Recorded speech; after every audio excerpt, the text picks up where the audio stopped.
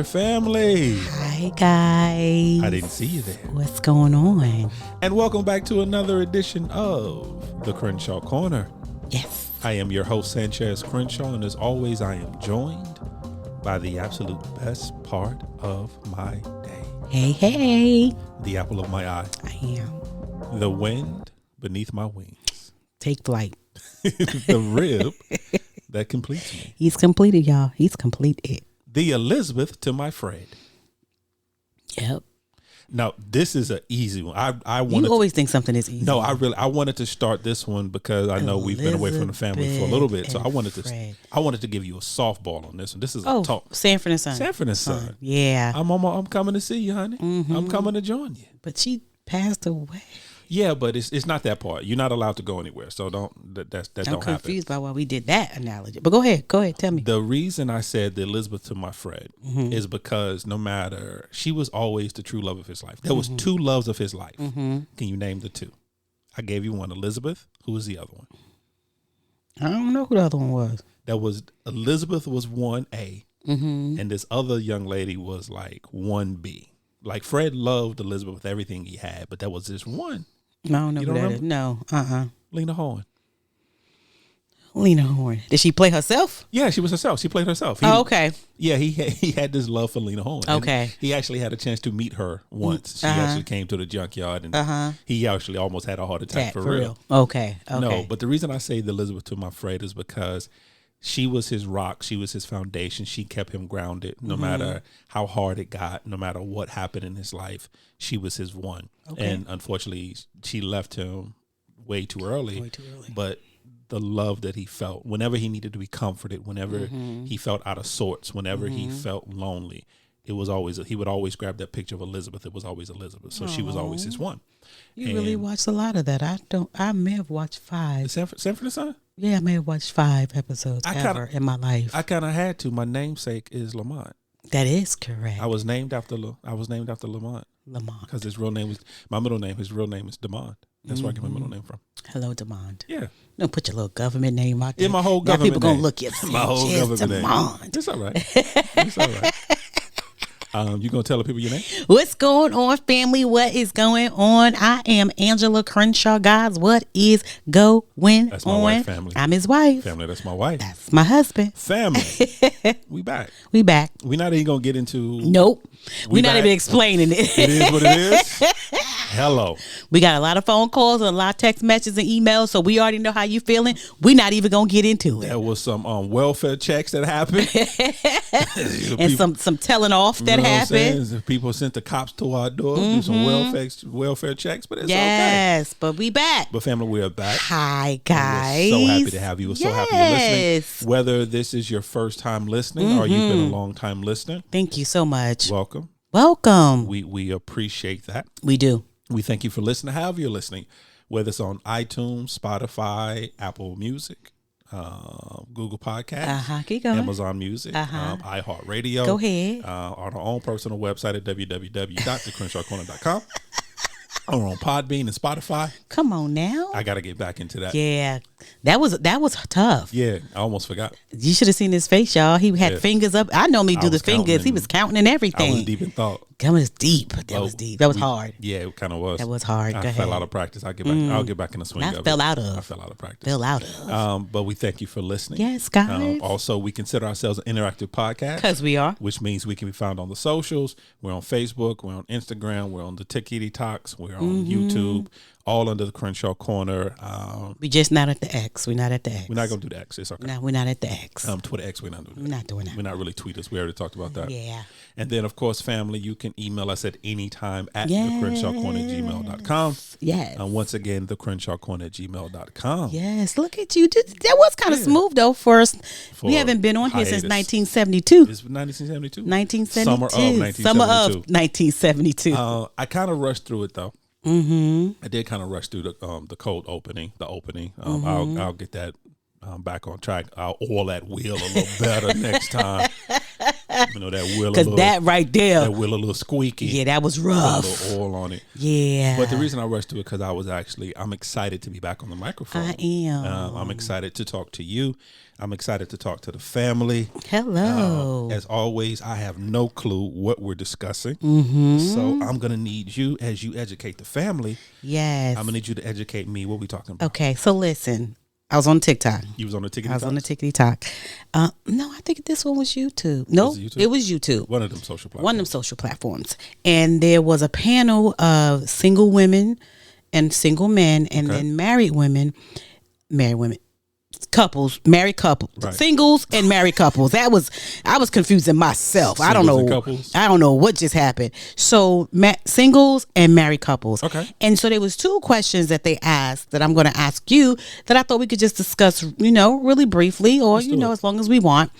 When you hear the word love, what do you think of? And let's just go with that back up. When you hear the word love, do you have the same definition now that you had when you was in your 20s or 30s? No. All right. So let's I can answer that let's part talk about that. Say definitely not. So what did you think love was in your 20s and your 30s, or before you got married? Okay. So, before I got married, if I'm having honest conversation, We're being honest here. the concept of love for me was very askew. Mm-hmm. It was very, for the lack of a better term, it was very warped. Okay. In all honesty. Okay. Before I got married, before I met you, before we took this journey, for me, love was, what's the word I want to use? It was hard. It was painful. Really? Extremely painful. Wow. Love. Okay. Love was extremely painful. Love was, to me, if you had asked me in my 20s to define love, the first word I would have said was loss. That's what I would have said. Yeah. During my early life, and we've talked about it before, but during my early life, I lost a lot of people very close to me. And that kind of defined my definition of love, because these are the people that had my heart. And then now they're no longer here. Right. And then for the people who were here, their love was very dysfunctional. I'm just going to be honest. And it wasn't intentional, but it was a very dysfunctional love. It was a very selfish love. Right. It was a fit my need type of love. Okay. And if you're not able to fit my need in this moment, then I'm going to make your life extremely difficult. Got you. And so that, for me, in my younger years, teens, early 20s, that was love to me. Love was painful. Love was lost. Love was dysfunctional. Okay. Because once again, like I said, it was a very, if I had to wrap it up in one word, I would say selfish. Love in my early 20s was very selfish. Okay. Because the individuals around me who told me they loved me, their actions showed something totally different. Okay. And when I say that, and understand, I'm talking about all my circle. Okay. I'm not just talking about friends and girlfriends and acquaintances. I'm talking about family, and our DNA is the same. I'm talking about all aspect of it. Okay. So did that bleed into your relationships? Of course. So even in your relation, because we talking about relationships too. So that's the main thing. But so even in your relationship, that word would still be the word. Oh yeah, my relationships were totally dysfunctional before you, and we've talked about it before. We mentioned it before that although I am your first husband, you are not my first wife. Right. I was married for a brief time before I met you. Right. Absolutely. That marriage lasted a little less than a year and a half. Long enough to be considered a marriage, but too long to not be able to get it annulled. Okay. So you was right there. Yeah, right there on that cusp. On the cusp. On that cusp. But it triggered into every relationship I had, from from friendship to dating, parents, siblings. It triggered. Okay. Because, like I said, all the love, especially in relationships. So for me, I went into relationships with a very selfish love. It was for me, it was very, I'm going to get what I need to get out of this relationship. Okay. I don't really care about you. Right. I don't really care about what you get out of it. This is going to be about me serving serving my needs? What do I need in this moment? And then I will say and do whatever I need to say and do to get that from you. Right. So whether that was time, whether that was attention, whether it was physical, whether it was emotional, whatever it is. Right. So it was a very selfish love, very, very dysfunctional. For anyone who knew me before, because you and I met, I was 21, 22.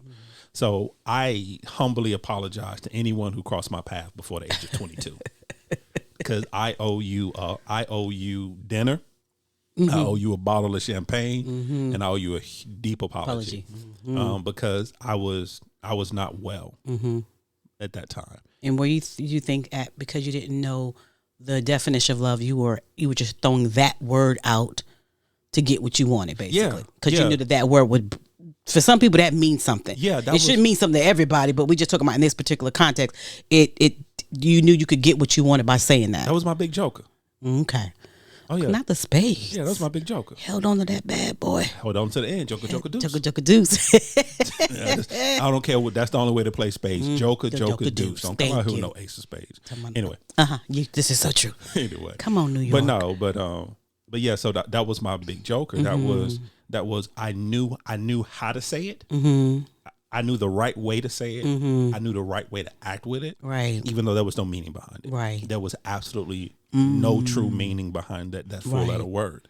And once again, it's because of what I saw and what I experienced. Right. Because for everyone in my life up to that point that told me they loved me, their mouth and their actions it's totally different. Didn't line up. Come on. Let me say that. Let me say, I was lucky enough. There were a very small amount of people. Okay. And be honest, it was my grandparents, my grandmother, my grandfather. Their words matched their actions. Right. So they never had to allow the words "I love you" to come out their mouth. They was consistent in what they showed. They were consistent in everything they showed. Right. They were the only ones.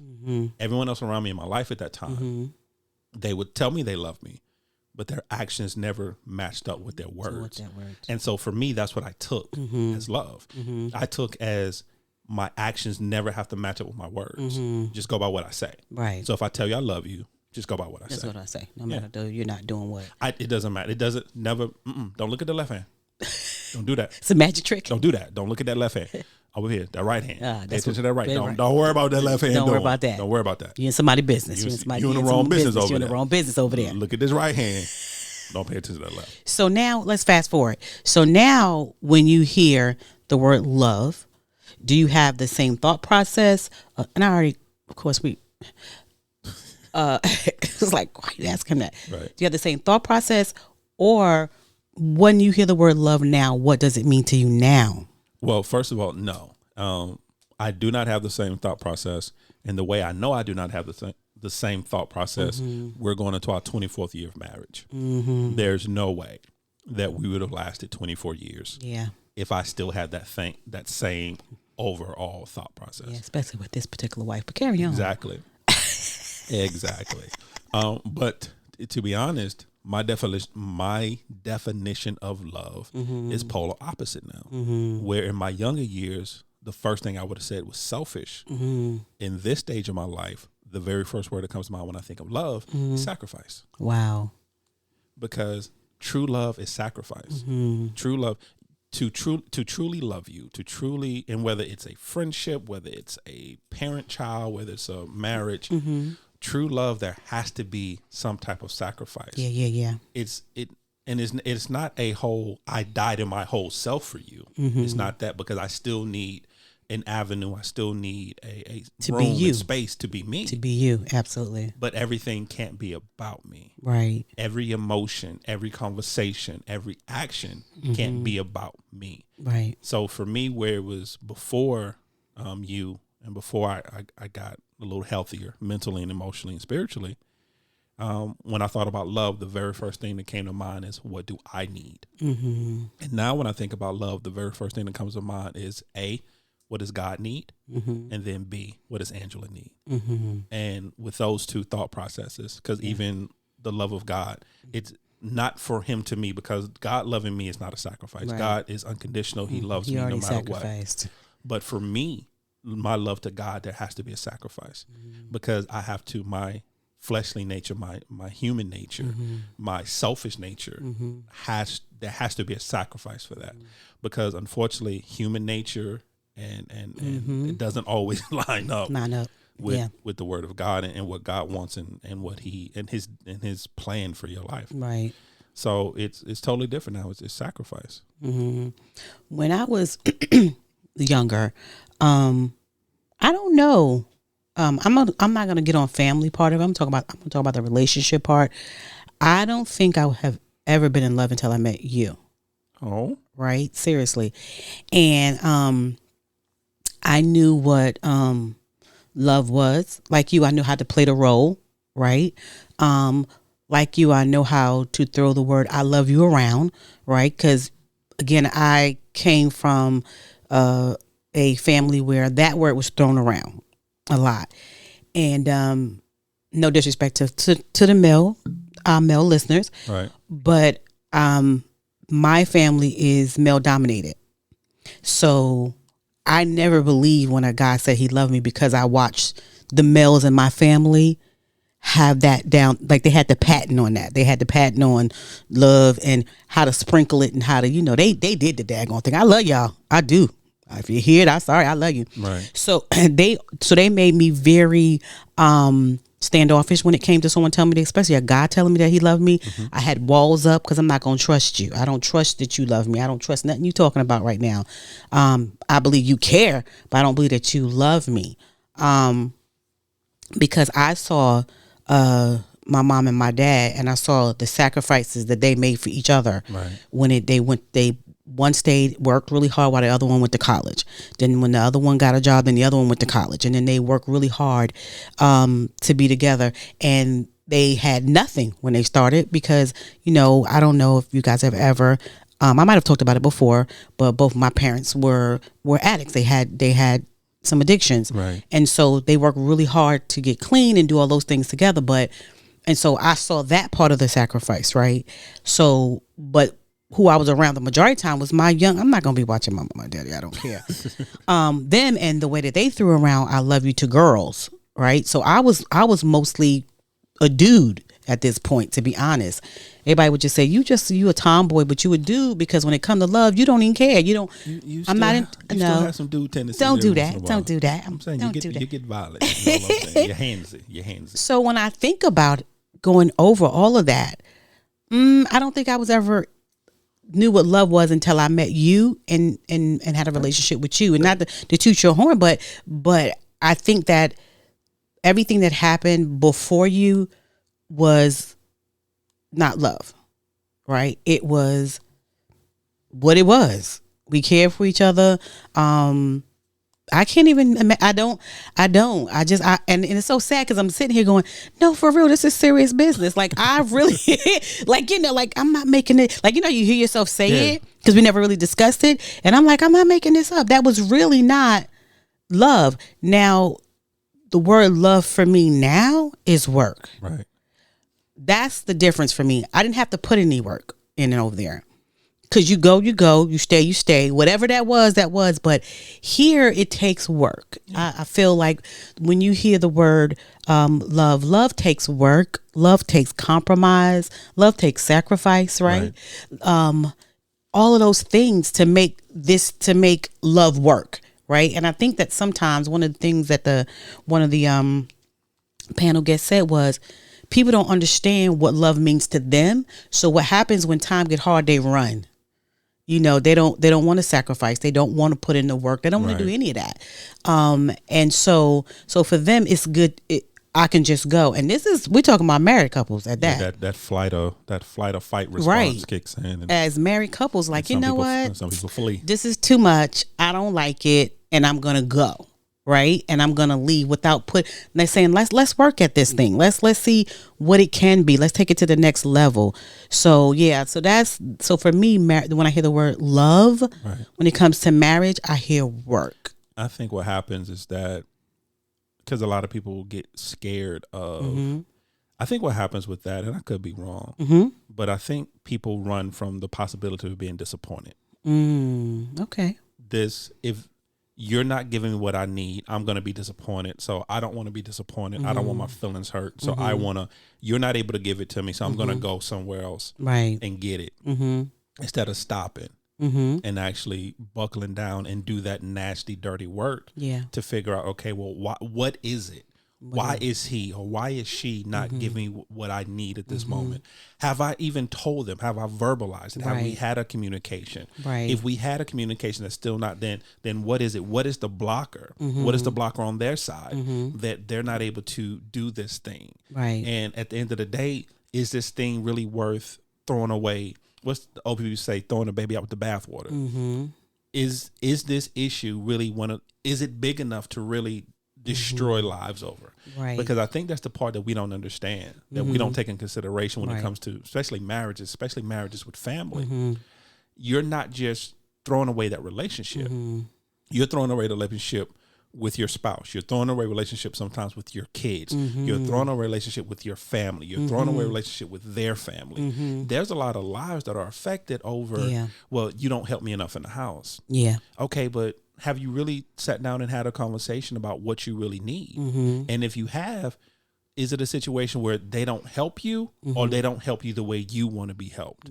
Because they do the laundry, but then you redo the laundry. Or they do the dishes and then you redo the dishes. Or they put dishes in the dishwasher, but then you have an issue with the way they stacked it because that's not the way my family stacked it. That's not the way I was taught. So, and the way I was taught is the only way to do it. There is no other way to do it. So did we really have those conversations, or are we just looking for any reason because now it's hard? Because people talk about that honeymoon phase. You know, the honeymoon phase is beautiful. You know, all kind of roses and the sun is shining every day. Birds be chirping at you. Birds be chirping in a whole different way. Yeah, they just be chirping. You know, but then after that rainbow, that first storm comes, and now the honeymoon phase. Now you ain't as cute as you was a year ago. You know, your smile ain't as bright. You don't wash your face as soon as you get up in the morning. You know, now things come up. Okay. You do wear the same T-shirt a couple of days straight without changing. Oh Lord, it's not the T-shirt. And so now you starting to see the cracks and you starting to see the you know the chinks in the armor. The kinks in the armor. I'm sorry, the kinks in the armor. And now you're like, okay, well, maybe this is not what I signed up for. And as soon as you get the idea, maybe this is not what I signed up for, that's when the hard work starts. That's when it starts. And also sometimes I think, going back to something that you said earlier, that's too much pressure to put on one person to satisfy all of your needs. That's a lot of pressure, That's a lot of pressure. And so you got to consider, you know, even if you're telling them what you want, what is it that you really want? And not even telling them, but do you know what you really want? And is it's because y'all love each other and you're in love and you're married, is it right to expect that from them? I'm the sole beneficiary of your happiness? Of my happiness, right? No, and of my love. So that is definitely a lot. That's a lot. So you have to consider that. Another thing they discussed too, that I wanted to discuss with you, because I've listened to so many panels. And one was talking about marriage vows, right? And one of the marriage vows is, do we understand? Because I think we say it.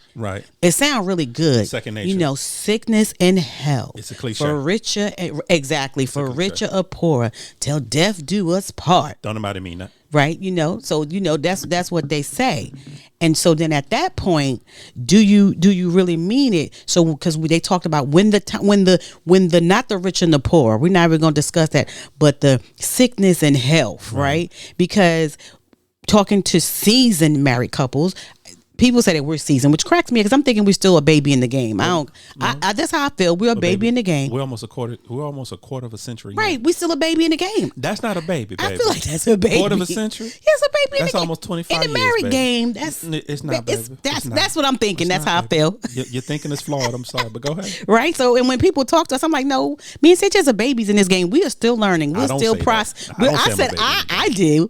I said, we're still processing. We're trying to get this thing together. And so when it comes to till death do us part, or in sickness and health, for richer and poorer, do we understand the concept of that, right? So when they was discussing that, I thought about me and you, because we've had a lot of sickness and health going around the Crenshaw crew. Yeah, we have. Like, to be honest, so far in our family alone, we've had 5 surgeries. 5 surgeries in this 1 year. 2 of those are yours. 2 of those are mine. Mm-hmm. But yeah, we've had right 5 surgeries. And so it's so for you guys, we're just gonna let y'all behind a little bit. 3 weeks ago, almost 3 weeks. Going on 3 weeks. Going on 3 weeks. Sanchez had back surgery. I know. Listen, we over here surgerying. Okay, we giving money to the hospitals. I just want to say this one. Thank God for. Listen, stop being mad about paying. Yeah. Paying money. The healthcare. For healthcare. Yeah. Y'all. If you saw the bill. If you have the ability to do medical insurance, please do it. Please do the medical insurance. My God. If you have the ability, please do it. And so for us, when I thought about us and where right now, because you have been taking care of me since my surgery, because I'm 4 months in. 4 months in. 4 months. No, almost 5. Almost 5 months. Yeah, 5 months in. It was April, 5. right? April, yeah. So 5, almost 6 months in. Still going to physical therapy, still trying to move my leg, still trying to do things, and all of those things. And then here comes his back surgery. And when his back surgery comes, he can't do anything. He can't drive. He can only sit up for like 45 minutes to an hour. No more than an hour. He can't, he has to walk around for 10 to 15 minutes and he has to lay back down. So all of these things that he has to do. For the next 90 days, I can't lift anything over 10 pounds. He can't drive, girl. Crazy. Y'all, he can't lift nothing and he can't drive. He about to pass out. He has the majority of his time he's laying down. So we're both recovering at the same exact time. And that's when you say, okay, for sickness and health. Yeah. Because you don't think about that when you say the vows. And so what is that going to look like? Because what happens is, like a lot of things, anytime people talk about hard things, typically they think about the cuter things. Yeah, so absolutely. When you get to the vows and sickness and in health, they think about, okay, they get a cold. I would say it's a flu. It's a cold. At the most, they get the flu. I gotta make them a little soup. Yeah. Get them some juice and some tissues. That's what they think about. Yeah. They don't think about, okay, you have a major surgery. Now I gotta help you to the bathroom. Yeah. Now I gotta help you get on the commode. I gotta help you off the commode. I gotta help you in the shower. I gotta change dressings. I gotta fix your plate. I gotta bring you food. There's a lot we don't. And not just one time. Reoccurring times, right? Reoccurring times. So it's not like just one time. Yeah, and then on top of that, I still have to maintain the house. If there's children involved, somebody still got to maintain the kids. Yeah, I still got to work, and I still got to have life as things still have to be done. Right. So it's crazy because, like I said, but we think of most of the times we go into it and we think of the softer side of. Used the old saying, the softer side of Sears. Softer side of Sears. That's for a different generation. You younger generation have no idea what I'm talking about.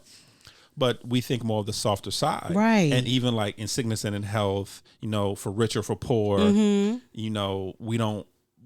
think about, okay, I can't get my Starbucks this week, right? We got to cut back a little bit. I can't get my Starbucks. Yeah. No, we don't think about, okay, I'm not working, you're not working. There is no income coming in. Right now, there is no way to have income coming in. Bills still got to get paid. Kids still got to eat. Right. Still, I still got an adult. Right. We don't think about that part and what happens with that part. And unfortunately, and that's why a lot of people leave and run. I came across this one story where this couple, they were doing beautifully. They were happy. They were a younger couple. Everything was going well. And then, unfortunately, out of nowhere, he gets sick. And when he gets sick, he gets sick. Wow. He gets diagnosed with like stage 3 or stage 4 cancer. And it's a very quick onset. And his health goes down immediately. Wow. And she was fine while he was up. But the moment he got sick and the moment he went to a hospital, now her mental health was affected. And so now she had to leave because she didn't want to do it. She didn't want to be responsible for him while he was sick. She didn't want to do the hospital visits. She didn't want to do it. Yeah. And she left. Right. She left him right there in the hospital. And we've seen it. Yes. We've seen people do that because they go into a relationship, they go into a marriage with just unrealistic expectations. They go into this, they have this fairy tale wedding. Yeah. They have the wedding they dreamed of as a young child. Yes. And then they go into their marriage with those same young child expectations of what a marriage is going to be. Yeah. Because they were raised on these Disney princesses, and they was raised on these rom-com relationships and these sitcom relationships, Lifetime and Hallmark, and these Lifetime Hallmarks, and Yeah. and they were raised on this, and then they have this fairy tale idea of what their wedding is going to be, and then they do this fairy tale, and then they go into life, and then life becomes real. Yeah. And now they don't know how to deal. Yeah. Because they had this fairy tale in their mind. And then the real idea of sickness and in health, the real idea of richer or poor hits them. And now they don't know what to do. Yeah. I think too, with not acknowledging that you're both going to get old. Right. Right. That's the goal. Because that's, and I'm thinking this is the goal, that we both going to get old together. And so that's the goal. And I don't think that people think about that. We kind of, live our best life. We're in our 30s and now 35 and 40 and feeling real good. And then something changes or whatever the case is. And people can't grasp the concept of that. Right. They're like, but till death do us part, because that means I think people don't understand how beautiful that sounds. Till death do us part. That means you're growing old together, right? And as you grow old, you're going to be healthy, but there's going to be times that you're not. Because one of the things that I realized in reference to this was the mental state of someone who is strong. Because we've seen this before with someone who is super strong and can do anything, but when they get sick and they get down and they need help, they can't handle that. So they're a little bit bitter, or they're a little bit angry, because you have to think about all the aspects of this. They're a little bit bitter. They're a little bit angry. They're a little bit mad. That's they my don't problem want to be right now.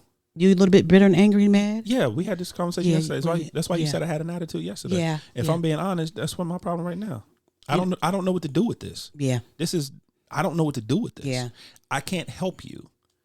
That's the problem. I can't help you. I can't do anything right now. And then when I try to do stuff, I get yelled at. I'm not yelling. Baby, I'm not yelling at you, baby. Yeah, you yell at me. I'm just saying right now, I can't afford for you to have a relapse. So therefore, what that means is, sorry, family. So what that means at that time is that what I need you to do is I appreciate you wanting to help me, but you don't have the capability. And then you have an attitude about it. And I'm like, well, don't be mad. Yeah, and I got a whole attitude. Because it's only a season. Yeah, but this season is hard. Yeah, I understand. It's twofold, and I may sound a little hypocritical right now, but I'm still doing the work. So don't say nothing to you. So back up. Do what? I almost said something not nice to the family, but I ain't gonna do that. But this season is hard because this season I've never experienced this season before. We're both recovering. Yeah, not even so much as that. In 24 years, it's the first time I've been down. Yeah, this is true. First time I've been down. Yeah, It's the first time I've been down for an extended period of time. But you really could not. We had COVID. Yeah. That was something. That was 10 or 15 days. It was rough. But this is like month 2. Yeah, but even months and even with COVID, even with COVID, I remember the first, because speaking for myself, I had COVID twice. COVID twice. I don't know why I put a B in that word, but anyway. What did you say first? COVID. Let's call it that. But I had it twice. And remember the first time I had it, I worked through I never took a day off. I worked through the entire thing. You did. So I'm in crazy. Yeah, I'm in meetings about to die. But you in there. But I'm in there. But you in there. I can't breathe. But you in there. My left eye don't work. I can't stand you. But I'm in there. And so even the second time around. But your right eye did. Yeah. My right eye worked. Go ahead. But even the second time around, I took maybe a day, 2, and that's only because this time, the second time gave me asthma and I really couldn't breathe. Yeah. And then I had to, but even with that, it was only a couple of days. Right. And even with that, I still helped you. I still ran. I still did what I had to do. But now I can't. I physically can't. Yeah. I can't do anything. I can't help you. Everything is on you. I can't. And that does something, especially when you're used to being that person. Yeah. And now you're not able to. So it does change something in you. Yeah. But that's when that's when the work comes in. Yeah. The work on both parts. Yes. Because the work in myself to understand you deserve this time. You've put the work in. It's kind of like, it's like a real job. You've put the time in. You've earned your paid time off. Right. Take your PTO. Yeah. But I have to keep saying that to him. You deserve the right to rest and heal just as much as I had the privilege and the honor to rest and heal going towards this 5th month. He can't get the concept. Throws him off. It throws him off, y'all. Hard. But it's hard. But I'm getting better because I have no other choice. I'm not playing with you. Because like you said, you ain't playing with me and you're a little violent with your hands. I'm not. Stop telling these people this. It's the truth. I'm not. But also that's what happens in a marriage where I think also a lot of the times, and it's a little off topic, but it's still within the same vein. Marriages don't work a lot of the time because we always say, the reasons for finances, whatever. Budget, that's like one of the top reasons. But within that is grace. We don't within a marriage, we don't give each other enough grace a lot of the time. Yeah. Now with that, understand there are some outliers.